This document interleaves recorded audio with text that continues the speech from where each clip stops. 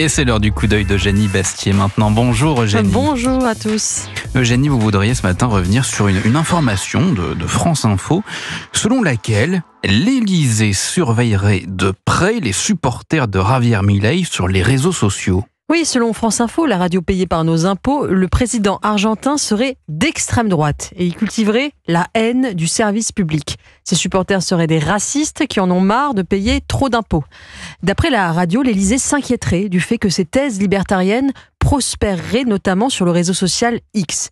Alors moi qui croyais notre président occupé à régler la guerre en Ukraine ou inquiet par le déficit abyssal de nos comptes publics, il a visiblement mieux à faire, la surveillance des comptes milléistes sur les réseaux sociaux. L'Élysée aurait même commandé des notes à des experts pour comprendre l'étendue de ce phénomène.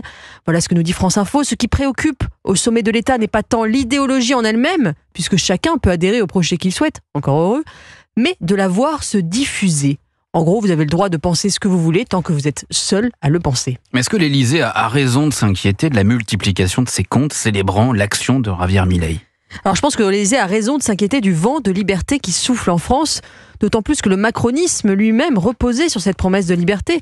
Une partie de l'élite libérale qui avait choisi Macron est aujourd'hui orpheline face à l'explosion de la dépense publique et un contrat social toujours plus lourd qui pèse uniquement sur les épaules des actifs.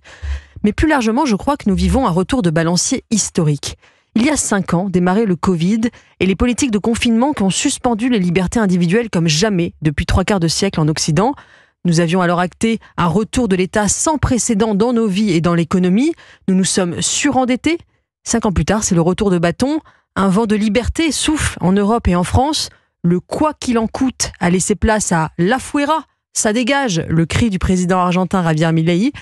D'ailleurs, c'est intéressant, Elon Musk, tout comme Javier Milei, ont commencé leur virage libertarien pendant la période du Covid et n'avaient pas supporté alors les restrictions.